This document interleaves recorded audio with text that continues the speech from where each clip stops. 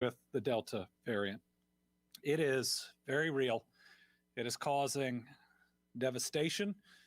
It is making our hospitals overflow, and it is taking the lives of our people. Yesterday, we were able to confirm the death of a 15-year-old Kentucky student. That is now our second student that we have lost in the midst of this pandemic. We've lost at least 2 students, 2 bus drivers, multiple coaches, multiple educators. This is a very serious variant of this virus that is impacting more and more young people. So whether you're in your 20s or whether you're in your teens, please understand that with this variant, you are not immune, and it can and it will cause you serious illness and serious harm. Everybody's got to understand that they are at risk, if not for their own personal health, of ultimately spreading it to others whose bodies cannot handle it. And we cannot handle more sick individuals as our hospitals are at such a critical point. As of today, 60 of our 96 hospitals are reporting critical staffing shortages. And as of today, we have the fewest available ICU beds than at any point in this pandemic, with only 90 adult ICU beds available statewide. That is the lowest number that I can remember seeing during the course of this pandemic. We see hospitals that are overflowing so much they have to request very basic supplies that otherwise wouldn't be needed. Baptist Health Hardin requesting 25 beds, mattresses, and IV poles because they are opening additional inpatient beds in places in the hospital where they've never been. In other words, taking rooms that were never meant for hospital patients and having so many people in the area that need to be hospitalized, they've got to bring in more beds, more mattresses. Pineville Community Health Center, just the newest area that's requested more ventilators. Pineville is a community health center, but they are taking care of COVID patients in order to alleviate some of the stress from the hospital. In other words, so many people needing a hospital bed. We're now taking care of them at healthcare centers outside of hospitals. So this is just another step, right? We've got regional hospitals treating people that are much sicker than they are ever used to treating. We've got groups that have created ICUs that have never had ICUs before. And now we have community health centers like Pineville Community Health Center. You also have Primary Care Center in Hazard with Barry Martin and his group, also taking care of patients that would otherwise be in ARH Hazard, and also doing monoclonal antibody treatment and direct care. Folks, our hospital situation has never been more dire in my lifetime than it is right now. That means if you get COVID and need to be hospitalized, there has never been a greater likelihood that there's not a bed for you or your family members or your friends. At the same time, it means if you were in a car accident today and you need emergency treatment, that emergency room has never been more full than it is right now.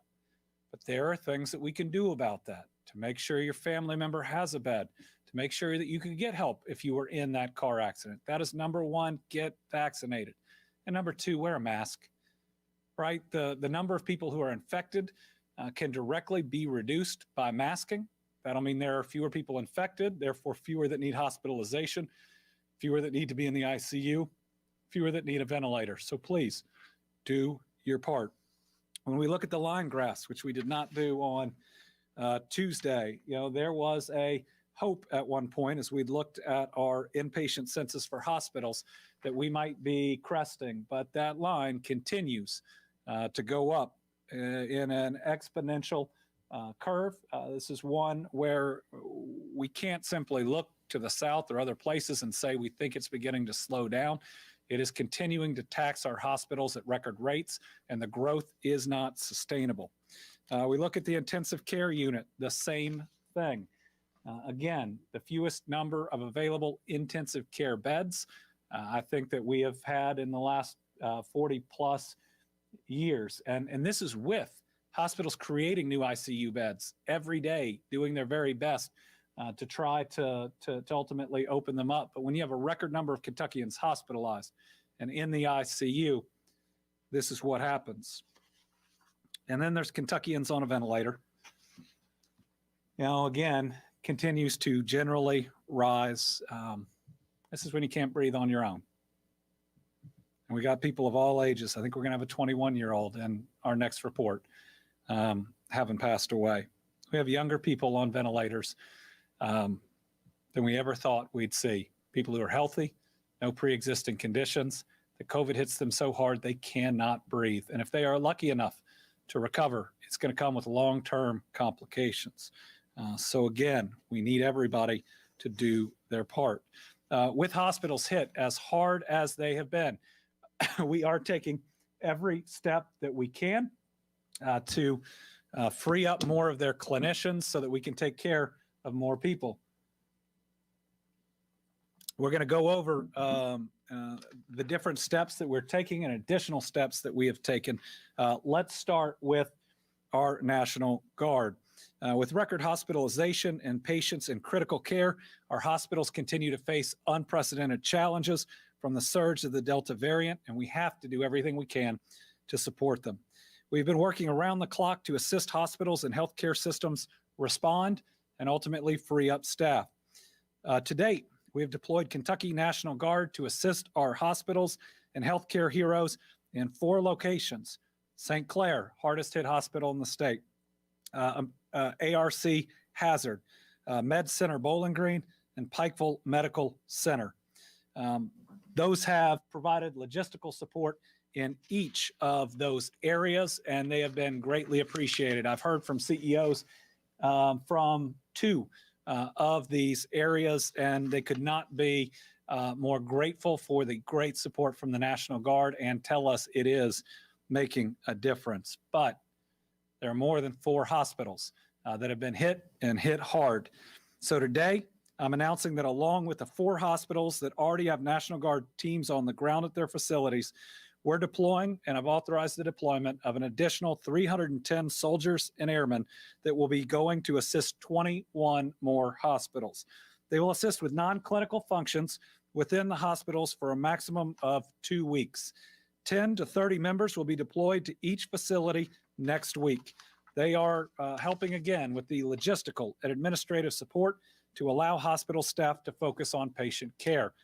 The additional 21 hospitals, we can put up the list now, are TJ Sampson in Glasgow, Taylor Regional in Campbellsville, Ohio County Hospital, Hartford, Manchester Hospital, that's Advent in Manchester, CHI St. Joe in London, Baptist Health Louisville, Baptist Health E-Town, Baptist Health Corbin, Baptist Health Paducah, Baptist Health Lexington, Highlands ARH, that's what I meant earlier, I meant Hazard, ARH Hazard, in Prestonsburg, Tug Valley ARH in South Williamson, Middlesboro ARH, Harlan ARH, Mercy Health Lord's Hospital in Paducah, U of L Hospital in Louisville, TriStar Greenview Regional Hospital in Bowling Green, Rockcastle Regional Hospital, Mount Vernon, Lake Cumberland Regional Hospital, Somerset, Kentucky River Medical Center, Jackson, and St. Elizabeth Covington Hospital. Listen, this shows that every hospital is bursting at the seams, that they desperately need help, and that we are a state full of more seriously sick people than we have ever seen. So we've got to have everybody wake up. Now, there were too many stories of folks as they're about to be intubated saying, can I take the vaccine now? The answer is no. And we hope that you're going to get off that ventilator as opposed to the other alternative. If you love your region, if you love your neighborhood, if you love your neighbors, if you love the people in the community you live around, we need you to get vaccinated. We need you to wear a mask because your community hospital can't treat that next one of your neighbors that needs help without your help. There will now be 411 members of the Guard in 25 hospitals helping to expand their capacity and ability to respond to this dangerous surge. I believe that this is the largest deployment of the Guard in this type of healthcare crisis situation that we have seen in our history. But you know, they're up for it. Every step of the way in this pandemic, they've been there. They've helped us with testing, administering the vaccine, assisting with food banks, securing the state and U.S. capitals during threats, and now working alongside our healthcare heroes. Every time we've asked, they have stepped up. They have served us so proudly, and they've done a phenomenal job and picked up the morale everywhere they have gone.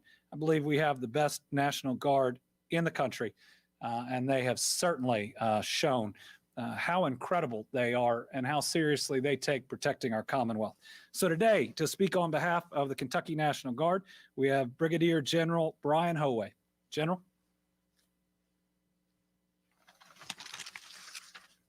Thank you.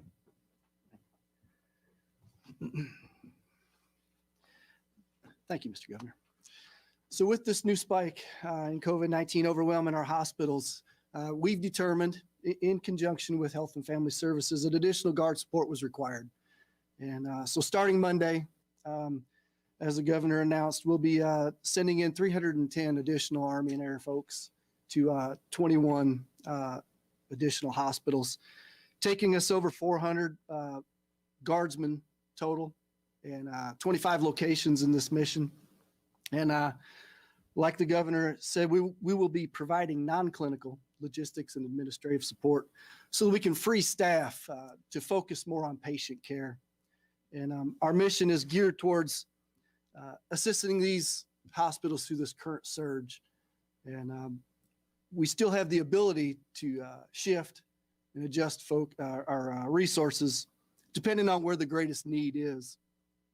And as you can imagine, with all the things that are going on right now, that supporting this mission does bring about an impact to our soldiers and airmen. But we are so honored to be serving with our healthcare heroes who have been on the front lines of this craziness for so many months now. And our mission, while it's temporary, I think it only serves to highlight the importance of all the preventive measures that the governor and everyone speaks up of here, especially getting vaccinated. And of course, today, the governor asked us to come up here and speak, but I don't want the focus to be on the Guard. Of course, I think our focus is on those people recovering and everything we can do. So thank you, Governor.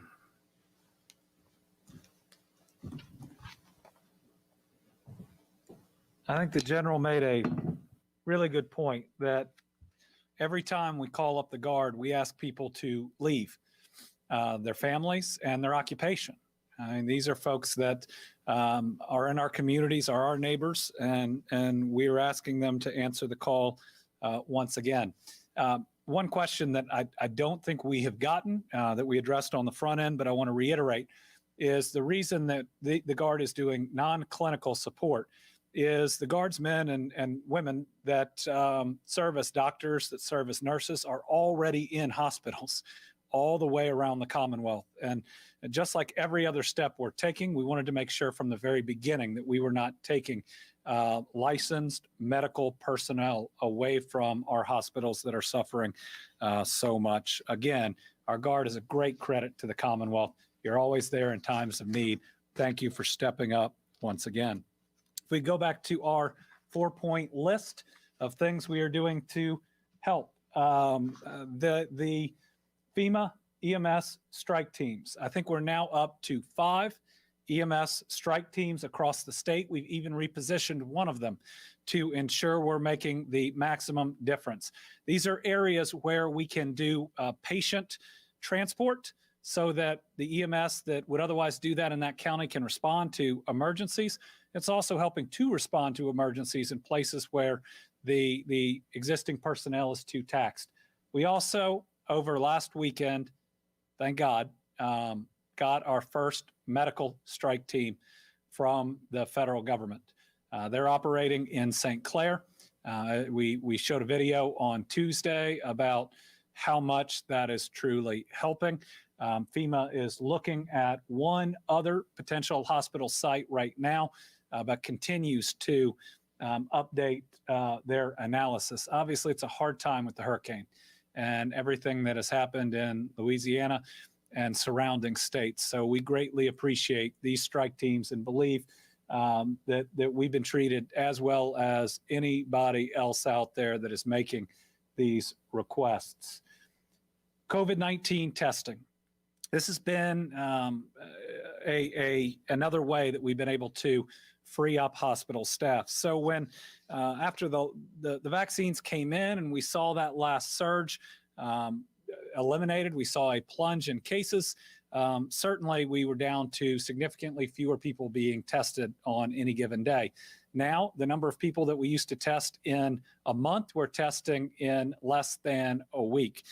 Demand's picked up, I think, about 10 times, and far too many people are going to hospitals, to ERs to get those tests. So our goal has been to, using our private contracts, our contracts with other testing groups out there, set up in the hardest hit areas to divert people from the ER, sometimes even setting up at the hospital itself. This has freed up multiple clinicians that can then ultimately help patients that are in their beds. So 3 additional new sites with our original testing partner, Gravity, who helped us when we didn't have other labs other than our state lab here in Kentucky, and has experienced incredible growth, was going in many different directions, but knows that this is their calling to help. It's a really special group setting up in Covington, in Danville, and in Pineville. Again, Danville, don't go to Ephraim McDowell to get tested. They have so many patients, and they need to take care of those patients. Go to this or the other testing facility that we set up. All right, let's go back to our list. So we've talked about 3. We've talked about the Guard, which we're so proud of. We talked about FEMA, which we're so grateful for. We've talked about testing and how that frees folks up. But there is another group that has stepped up, knowing we are truly at war, and deployed an army of up-and-coming healthcare practitioners, and those are our nursing schools. We had Galen up a few days ago. And in fact, they have reached out to even more facilities, now getting out to community health and other areas, and we thank them. But today, we're joined by another one of our great nursing programs that has stepped up and again is deploying their students, knowing that at this time we must have them. And so we're joined by Brett Weber, Vice President and Chief Operations Officer at ATA College. Brett and his team at ATA are hearing directly from hospitals, healthcare providers, and long-term care facilities, which also need more help. They're hearing about the capacity and staffing shortages caused by the dangerous surge of the variant. ATA is stepping up by sending 40 nursing students out to support teams at Kindred in Louisville, Isaiah House in Willisburg, and signature healthcare locations throughout the Commonwealth. So before I pass it over, I want to say thank you. Thank you to you personally. Thank you to your entire organization. Thank you to your students. Thank you for recognizing the gravity of the situation we're in, but also embracing the incredible role that you all can play.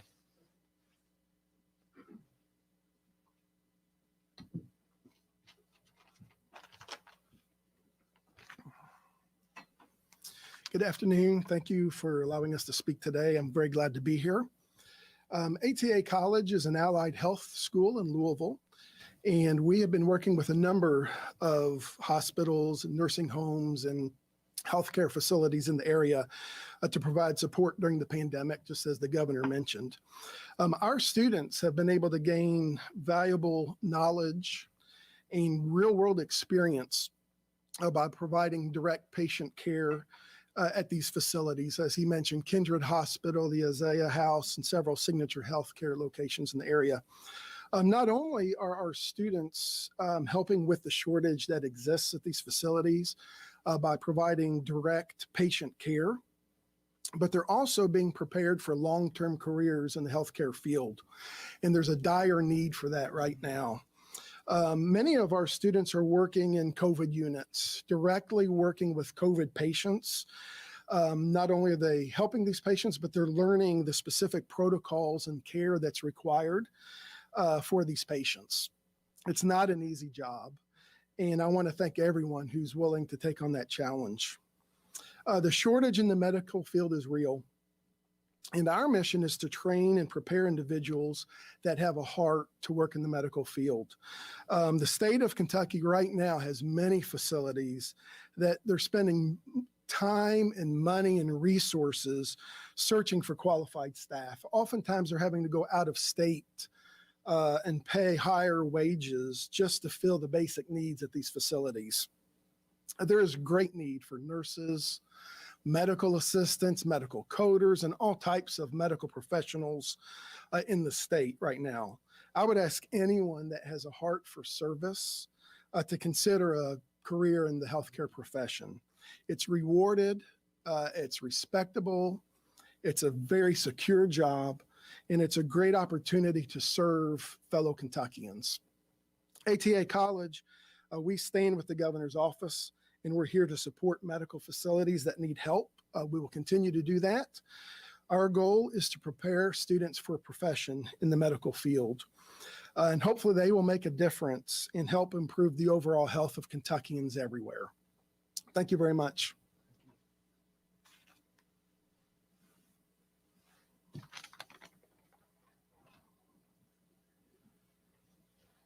Again, we greatly appreciate ATA for both what they're doing in this surge, and he's 100% right. We were 6,000 nurses short before this pandemic occurred, and you can bet this is something that we are going to and must address moving forward. I mean, you talk about average wages when you do it across of $50,000 in many instances, and the fact that we have thousands of openings in Eastern Kentucky. This is something that we absolutely have to address. As we talk about how these cases are surging through Kentucky, we've talked a lot about the age breakdown on who is getting infected. The highest incident rate has been 10 to 19-year-olds every day for weeks. In other words, more 10 to 19-year-olds getting COVID compared to their portion of the population than any other age group. And then it's 20 to 29-year-olds. It's that next area. But it's not just younger people that are ultimately getting COVID, but the overall percent of even deaths, the worst of the worst outcome, have changed pretty dramatically from previous surges. So when we look at pre-Delta, we look at the original strain and we look at Alpha.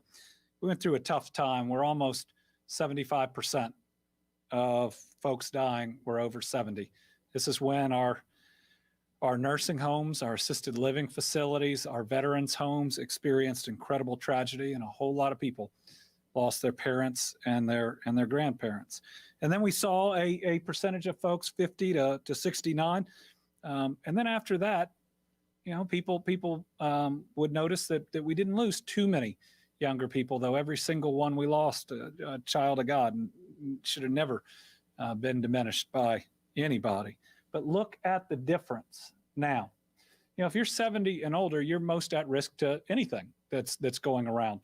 But the amount that it's been cut, because this is the most vaccinated part of our population, has been incredible.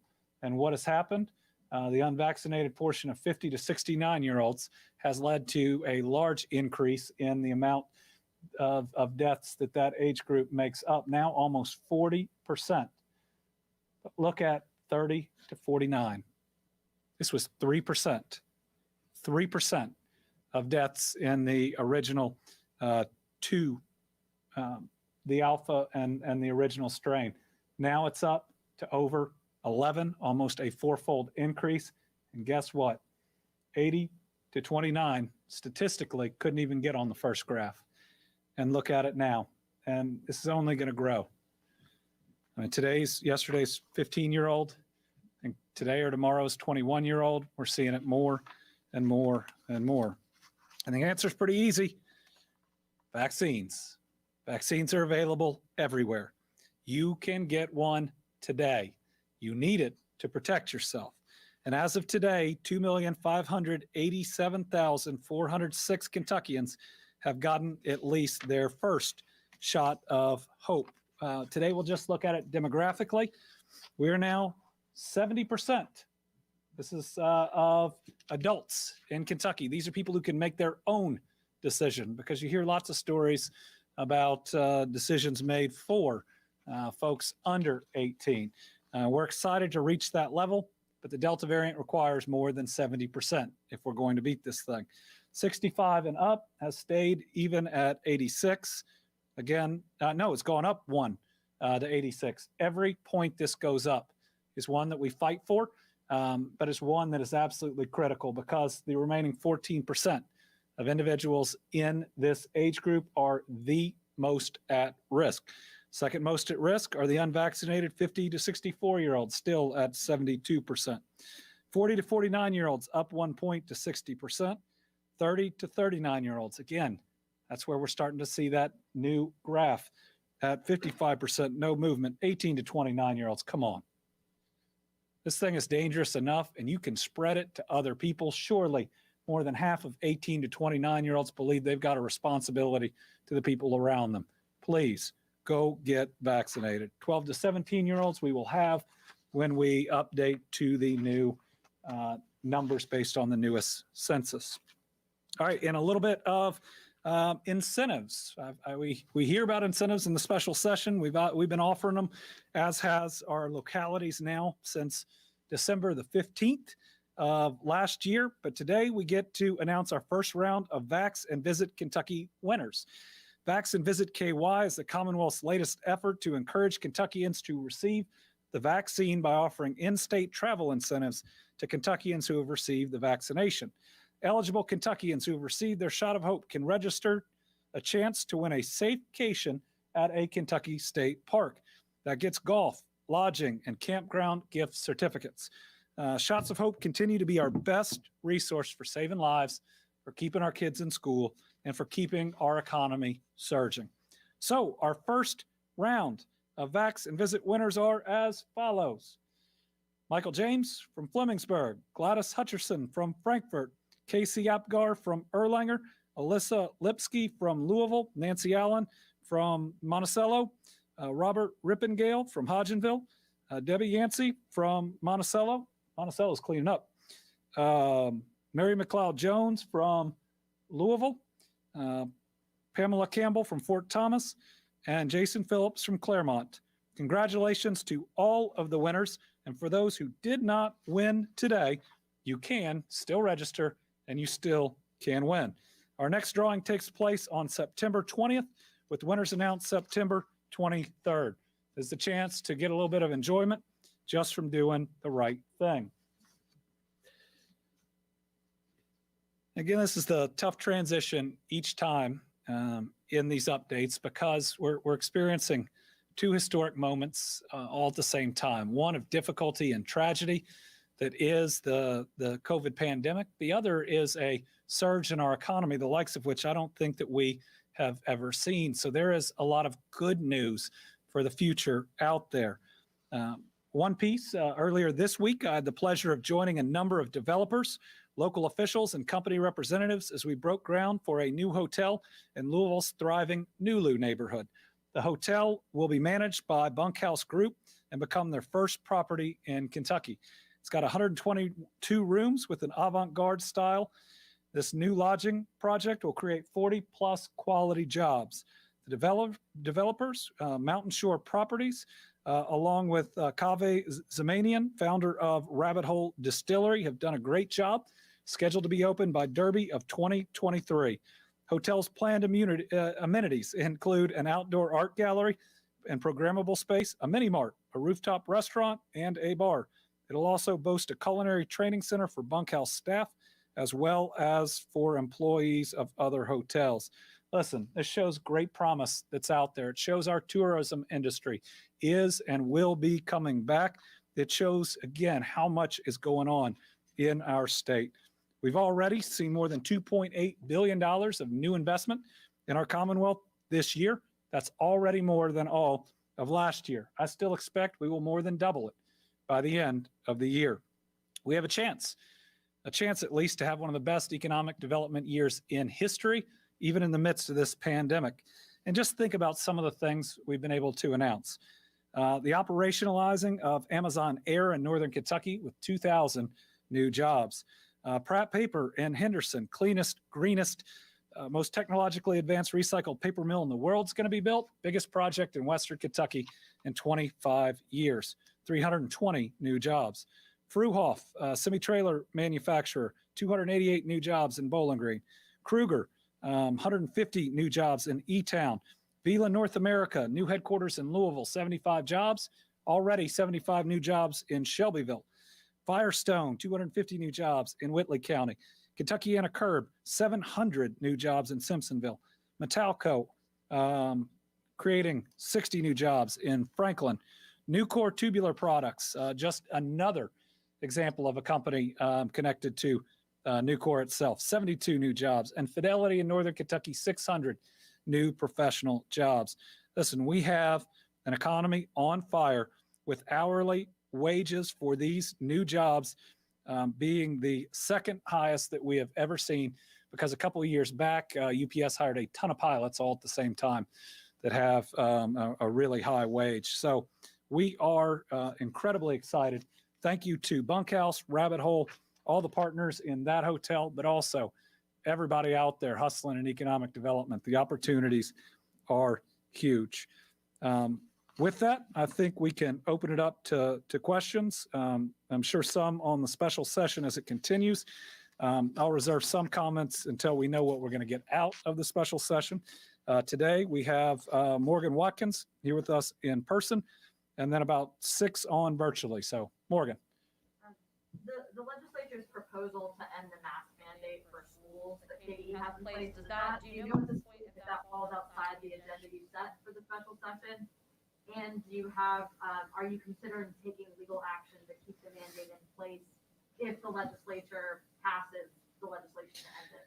You know, I don't think anything is to near that point. I think the language that was used for the call was shared with leadership on both sides who reviewed it, offered 1 or 2 changes, and thus we put it out. If there ends up being disagreement between what is and what isn't in the call, that'll be something that can be discussed, or ultimately, I don't anticipate it would be us. I guess if there's a big enough disagreement, it would end up in court. But this is language that was reviewed by everybody on all sides. That bill isn't through yet. Let me say that I believe universal masking is absolutely necessary in schools. Now, thankfully, I think most superintendents know that now, even the ones who didn't think it was true in the beginning. So again, I think there's different amounts of speculation out there. There's also the question of how many people at this point would be foolish enough, because that's what it would put that many kids in danger by not requiring masking in schools. I know some that voted it out of the committee last night. I think it was the House committee that initially failed. One, in the very least, to see a range, maybe where you hit red or you hit orange, where cases get so big, where different things come directly into play. So we'll see what we get. We'll also see what my ability is on a veto if necessary, and what the options are there. But right now, I focused a whole lot on what we have in common. Obviously, this is the biggest disagreement that's out there. Josh James, WUKY.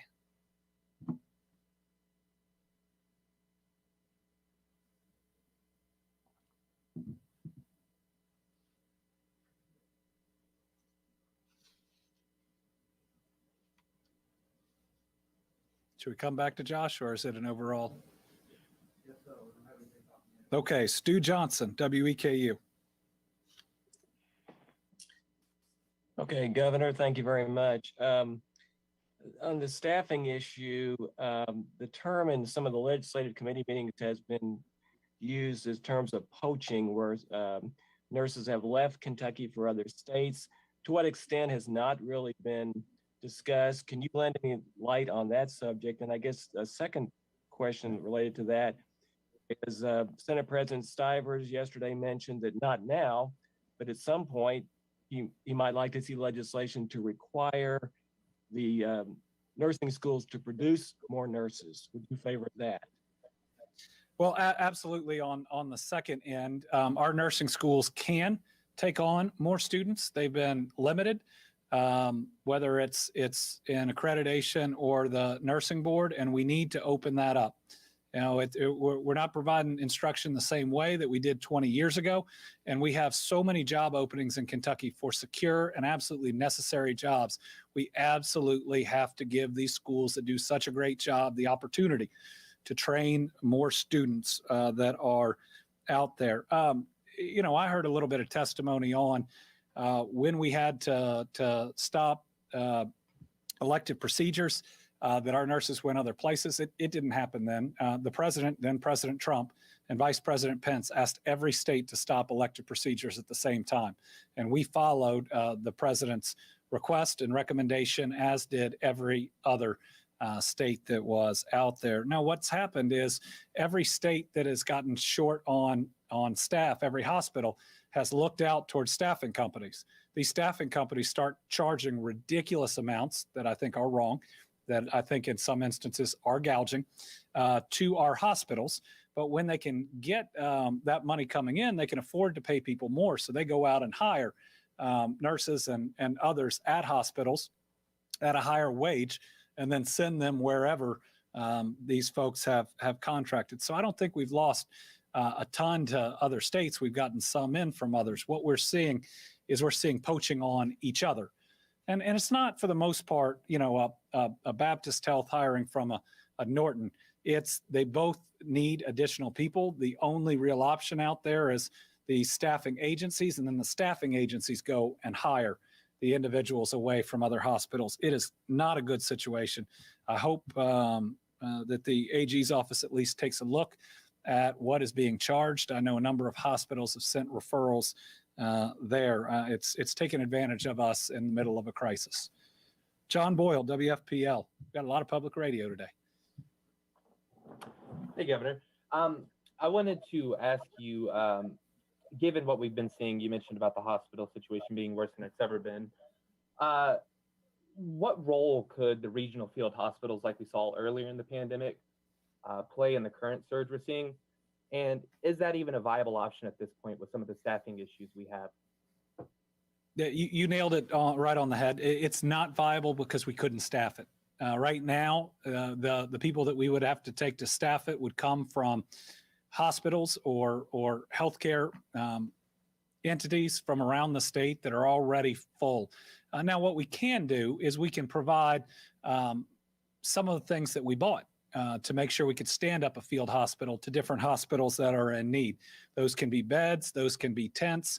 So everything that we purchased, we've stored and we can use again. But right now, it's not that we don't have more beds, it's that we can't staff more beds. But we are using some of those materials. But the last thing we want to do, and we've worked very strongly with the legislature on this, and they've been very responsive. The last thing we want to do is to take healthcare personnel away from an existing hospital to set something else up. James Pilcher, WKRC Local 12. Good afternoon, Governor. We're seeing the same kinds of surges in Northern Kentucky that you're seeing statewide. What are your messages to the leaders here, especially those in the legislature, as well as, are you seeing any specific hotspots that are worse than others around the state, or is the entire state on fire? Thank you. Well, the entire state's on fire. I think today we have 117 red counties. It's been 119 or 120 most other days. And as we can see, the cases are not going down. 2 weeks ago to last week, we didn't see as big of an increase, but those are the top 2 weeks for cases, top 2 weeks for hospitalizations, top 2 weeks for people in the ICU, top 2 weeks for people on ventilators. And they're likely to be the deadliest 2 weeks when we find out, a month from now, exactly how many deaths occur from that sickness. To Northern Kentucky, I will say, help's on the way. The National Guard, one of those units is going to be helping out at St. E's in Covington. We'll also work with Gravity on Northern Kentucky testing centers, which I believe we're setting up another one in Covington. Gravity obviously being a Northern Kentucky company. I think Northern Kentucky ought to be very proud of that. We see significant cases and they move around the state. You know, Bell County and Eastern Kentucky have been hit exceptionally hard, and very, very quickly, and it is unrelenting at the moment. But everywhere is on fire. Some places just have more hospital beds than others. If Northern Kentucky, Cincinnati had more regional style healthcare and more rural areas of the state, it would look like the war zone that it looks like in so many other places. You know, the fact that we've had to set up tents outside of Pikeville Medical Center for triage, St. Clair continuing, even with all the help, to just see devastation. The folks we've had to send to Hardin and others delivering ventilators around the state breaks your heart. And the fact that this is all preventable, if people would just be kind enough and empathetic enough to know that wearing a mask and taking a vaccine is bigger than just them. So I hope that we can reach people without them having someone they care about die be the reason that they'll finally do the right thing. We have either Al Cross or Melissa Patrick from Kentucky Health News. Good afternoon, Governor. Thanks very much. This is a pretty big expansion of National Guard. Is it more likely than not that we will see another expansion of the Guard's help in this crisis? You know, I think that remains to be seen. You're right. Originally, we had 7 teams, though they were in 4 hospitals. Some needed multiple teams.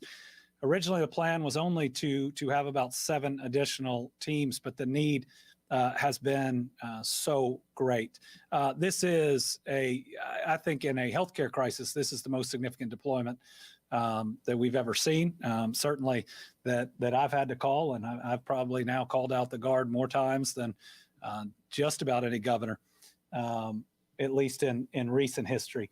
My expectation is, as opposed likely to, and again, this is a bit of, I don't want to call it speculating, but trying to look ahead, I would see it more likely that we move Guard personnel, as the general talked about, as one hospital frees up a little bit more, 2 other area hospitals that are around.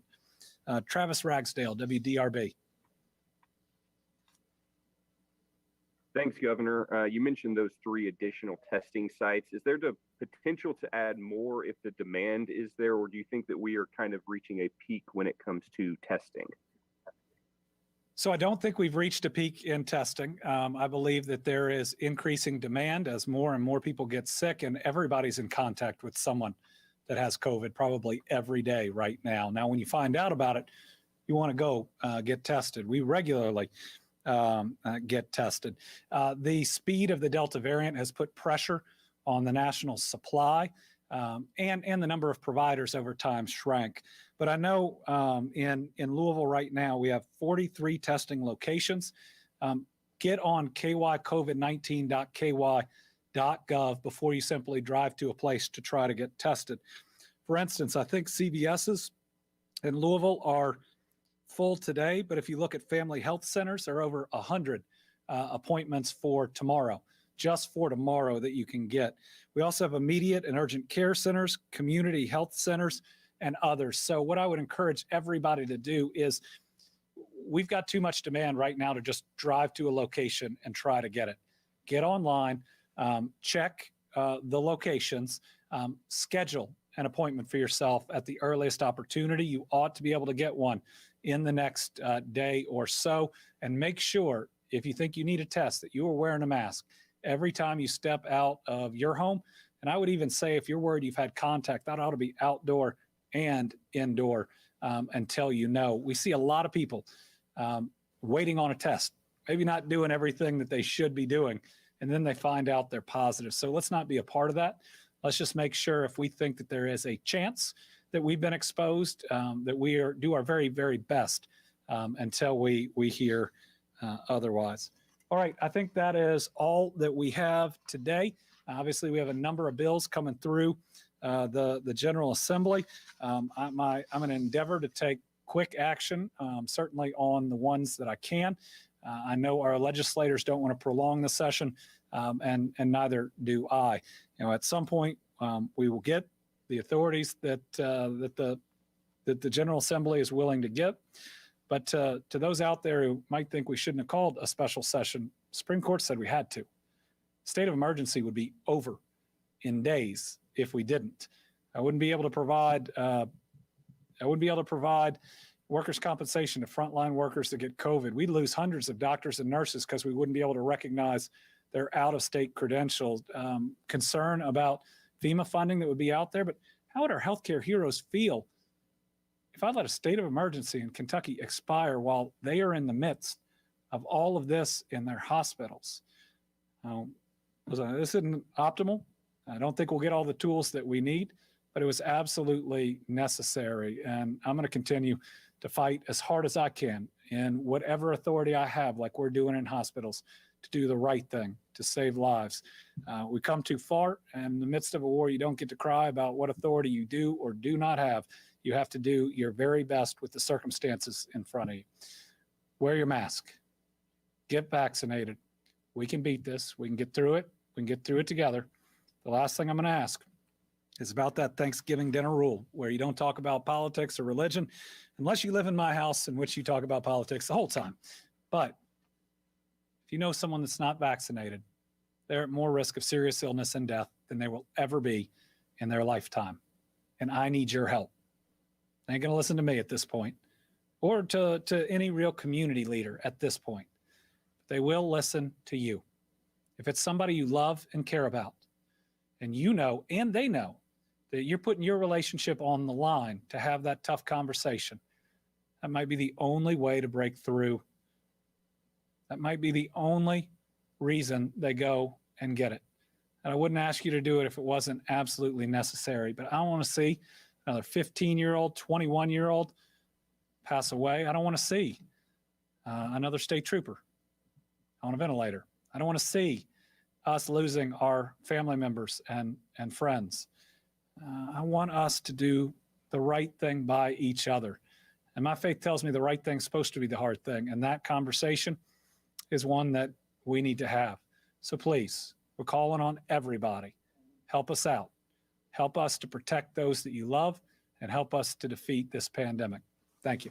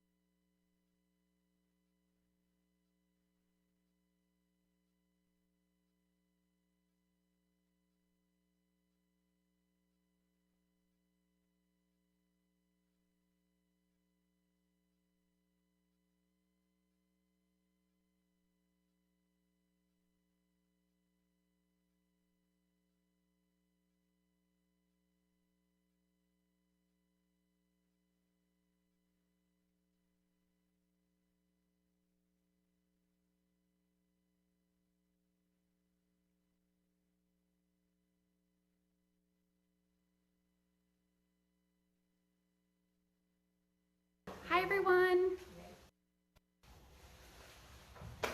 Hi everyone. It is Megan with the Kentucky Humane Society, and I'm here today at the Kentucky Humane Society's Sam Swope Pet Retreat, where we normally house animals from either large-scale cases like the Louisiana animals that we're currently housing, or our behavioral animals who need some training before they go up for adoption. So I'm going to give you a behind-the-scenes look at some of the babies that we took in, including a mom and babies. That's going to be our first stop, and then we're going to go through our cats, and then we're going to show you some of our dogs as well. So enjoy, and feel free to comment and ask any questions you have. I don't know if I'll have the answers, but I'm happy to try. So, okay, here we go. Do-do-do-do. Hello. Hi guys. Hello mama. Hello. You say hi? Hi babies.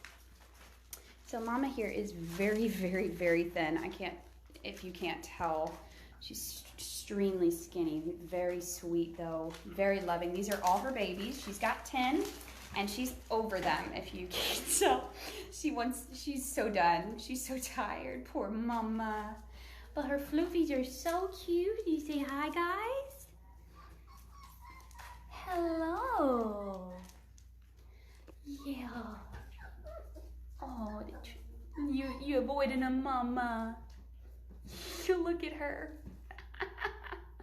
Poor mama. Meanwhile, those are my boots, guys. You don't want those. You don't want my boots.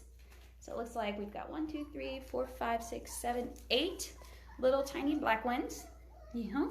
And then we got 2 blondies over here. And as always with puppies, obviously there's going to be a ton of poop. So if you see poop on there, just know that they're doing what they're supposed to do. And we're doing the best we can to keep up with it. With 10 puppies, they poop a lot. They poop about every hour, maybe every 2 hours. Oh. Now, getting out of this room is going to be an interesting feat. Look at that coloring, though. Hi. Here, let me move you over here. There you go. Oh, look, over here, something's happening. Oh, my gosh. Whoa. There you go. There's the puppy cam. Oh, you're going to tear up the paper, the newspaper. Mom's happy just to watch as the babies cause chaos. She's so tired. And again, everybody who's here came to us from Louisiana shelters. They were there prior to Hurricane Ida. So these aren't animals that were taken after Hurricane Ida. We're just doing this so that they have enough room so that they can help stray animals who come in and any animals who might have been lost during the storm. So these guys were there prior, and they are so excited to be Kentucky dogs now, aren't you? And it's a beautiful day for it too. Welcome to Kentucky.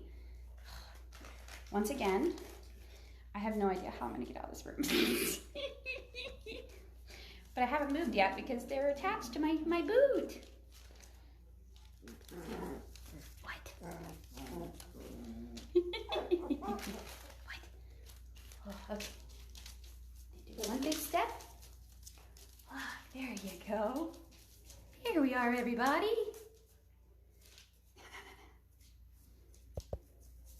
All right, well, now that I'm gonna try to maneuver out of this room, and the next stop we're gonna do is to the cat room. So we have about 30 cats that came to us yesterday. And again, it's been a long journey for everybody involved. All of the animals, it was at least 12-hour journey. It's a long day for everybody. So if anybody looks tired, that's probably why. But we have some beautiful babies, and I'm super excited to show all of them to you. A little behind the scenes peek. Especially at our pet retreat, because nobody comes out here except staff. So it's kind of cool to give you guys a little behind the scenes view of it. So hold on one second, and I try to flee this room if possible. Okay, guys. Hold on.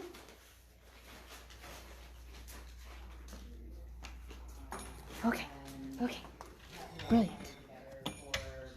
That somehow ended up easier than I thought it would. Okay.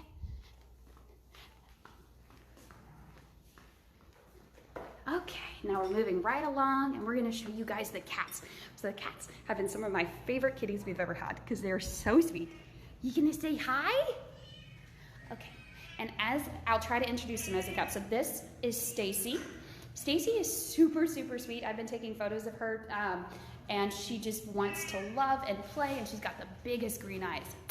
You say hi, Stacy? Yeah. She's been playing, as you can tell. That's why her cage is a mess. We just cleaned you. What the heck?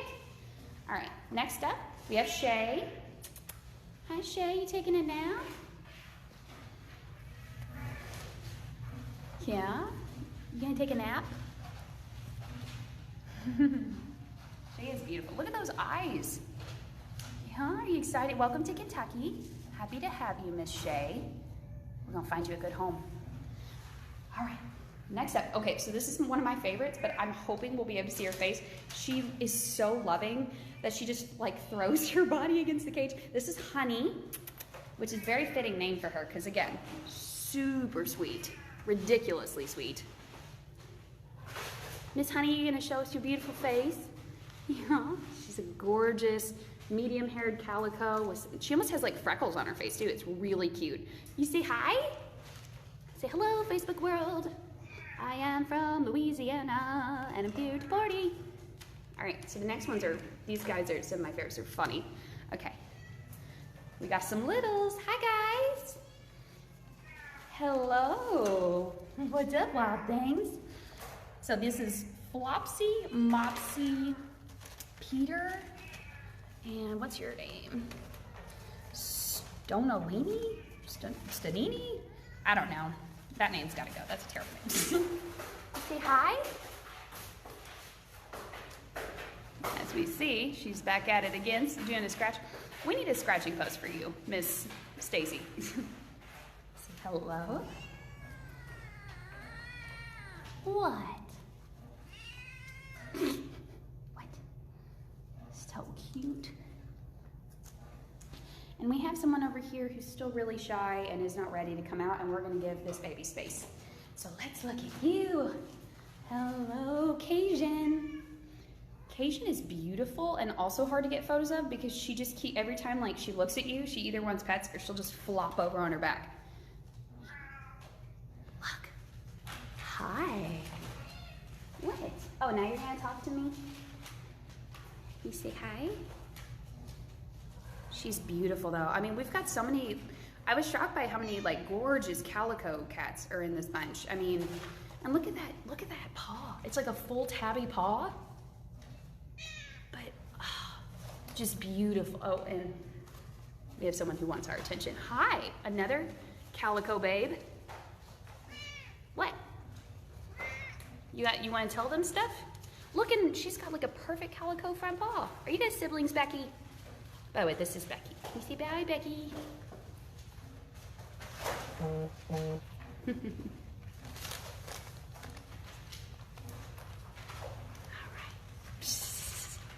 All right, move along, Miss Becky. Now this baby is gorgeous, gorgeous, gorgeous. Hello. Hello, sweetheart. This is Flower. Miss Flower. Flower, are you giving me side-eye again? Hi. I didn't mean to startle you, I'm so sorry. This is Flower. Flower's like a medium-haired tabby. Just beautiful. So much attitude, I love it. Now this one doesn't have a name quite yet. We're coming up with something. I mean, we just have to come up with something so beautiful for this baby. Look at that face, look at the nose. I'm in love. I'm in love with you. You're gorgeous. Look at that face. Oh. All right, hi guys. We got two kittens. Hi babies. Hello. That's Benji and is it Peter? Petra. Hi Petra. Stacy one more time, being social. Emmy's one of my favorites too. Hi Emmy. The most expressive face. And every time I try to get pictures of Emmy, Emmy just wants to roll in the box. Yeah. Okay. All right. We're gonna go to our other cat side. Again, we took in 30 cats, so there's a lot. Hold on. Okay. Hi, babies. Hello. Yeah? Hello, honey. You say hi? Yeah. Colonel Mustard is a great one. This one also doesn't have a name yet because she's so pretty. We got to come up with something. So if you have any suggestions for her name, let us know. She's beautiful. All right, let's see. Hi, Trouble. What y'all doing? Yeah. So this is Huey, Dewey, and Jimmy. Hi, guys. This one didn't have a name quite yet. We're still coming up with something. Been a little shy. All right. Last but not least, the last of the kittens. Hello, guys. So beautiful. Taking a nap.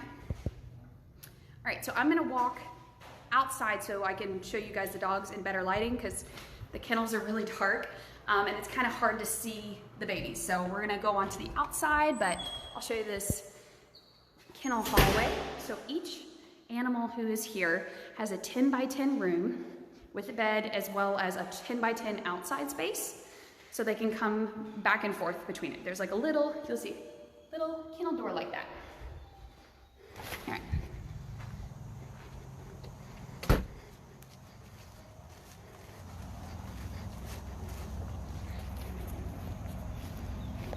All right.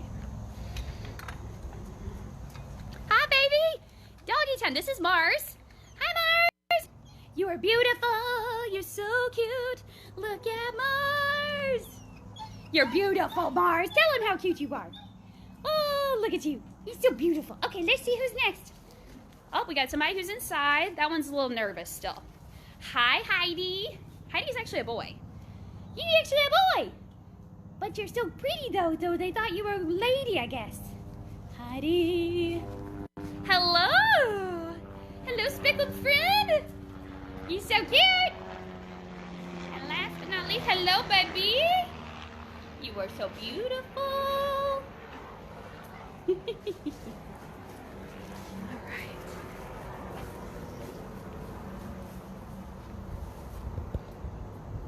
All right, everybody, I hope you enjoyed the behind the scenes.